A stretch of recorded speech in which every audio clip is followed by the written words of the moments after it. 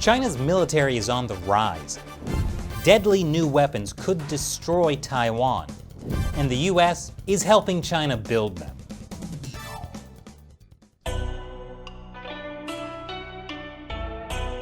Welcome to China Uncensored. I'm Chris Chappell.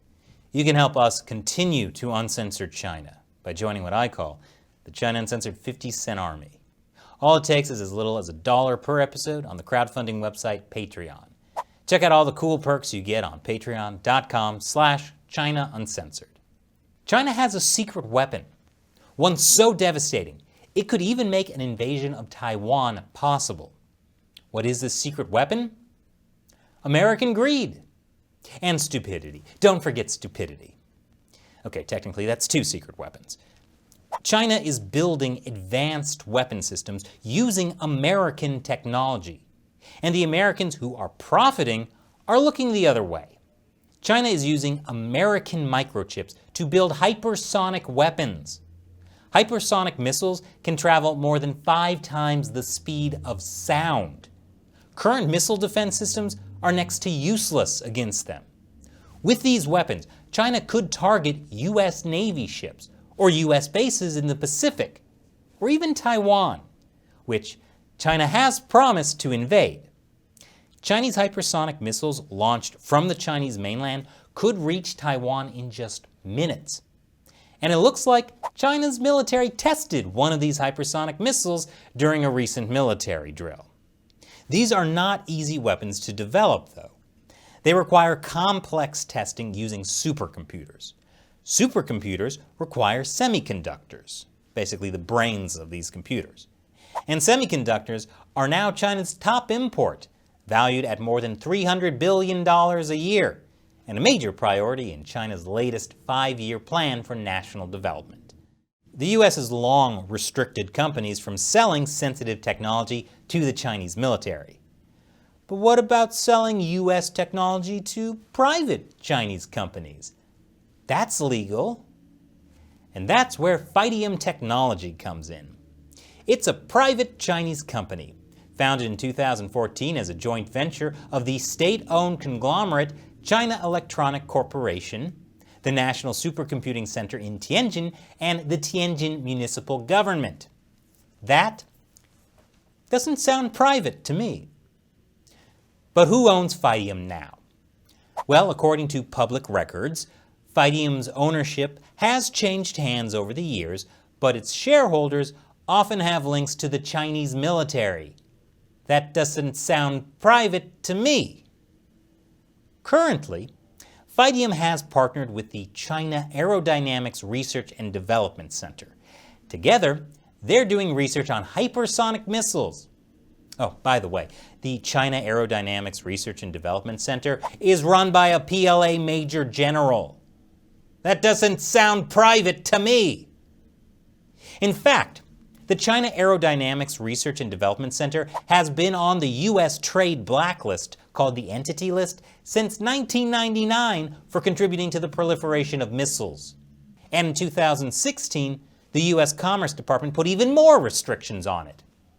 These connections are all in publicly available documents. And yet, several American companies work with Pythium because it's technically a private Chinese company. And if you're technically allowed to sell them sensitive technology and make money from it, what's wrong with that? According to Eric Lee of the Project 2049 Institute, Pythium acts like an independent commercial company. Its executives wear civilian clothes, but they are mostly former military officers from a military university. That military university is the National University of Defense Technology, or NUT. We've talked about NUT several times on the show. Think of it like the MIT of the People's Liberation Army. We did a whole episode about how Australian tax dollars are funding these Chinese military universities, even on nuclear weapons testing. Thanks, Australia. No, seriously. It's nice to know it's not just the US being stupid and greedy. And, if it makes you feel better, even Taiwan is being stupid. A lot of Taiwanese companies rely on the China market. 35% of Taiwan's trade is with China, a country that has promised to invade them.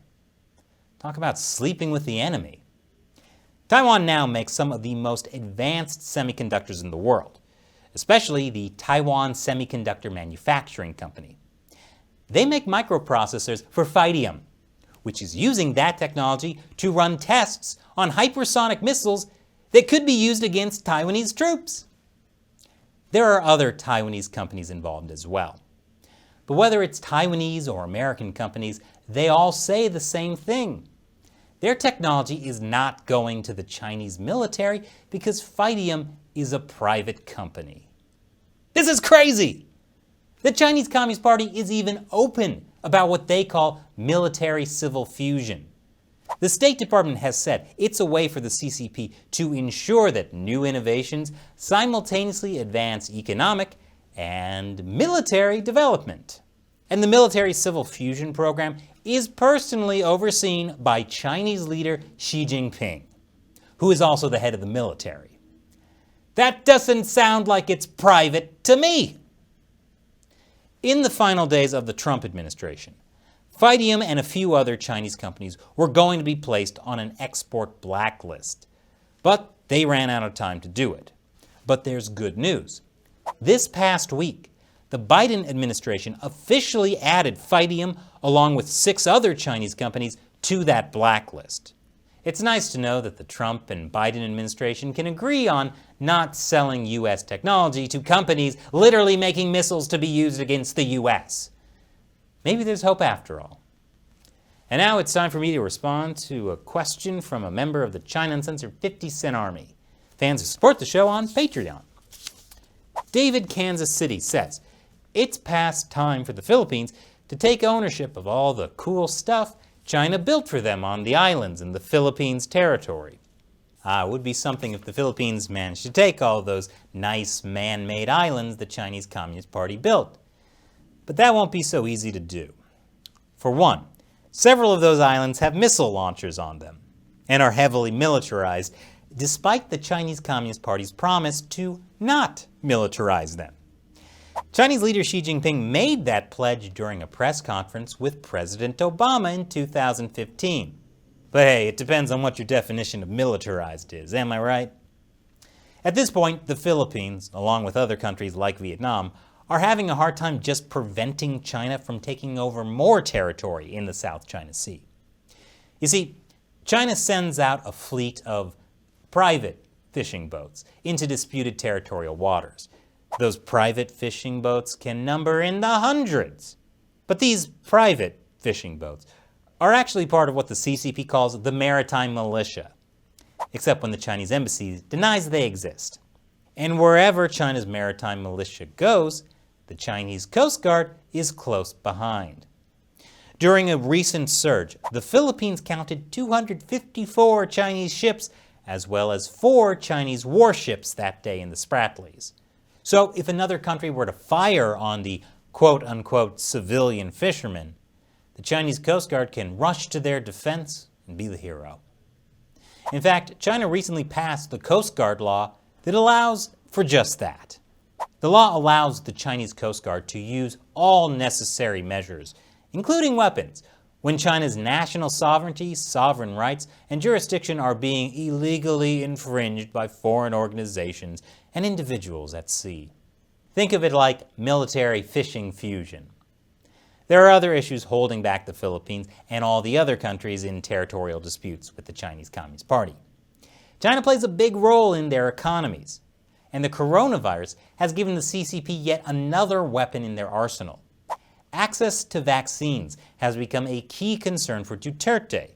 Metro Manila was locked down again last week amid the nation's worst coronavirus surge, and the Philippines currently sources most of its supply from China's Sinovac. But unless something is done to actually stop the Chinese Communist Party, they will keep steadily expanding their reach until they control everything. Thanks for your support, David, Kansas City. You can also ask me a question that I might answer on the show. If you'd like that, go to patreon.com/ChinaUncensored and contribute $1 or more per episode. Your support is a big part of how we can afford to make this show. Thank you for watching. Once again, I'm Chris Chappell. See you next time.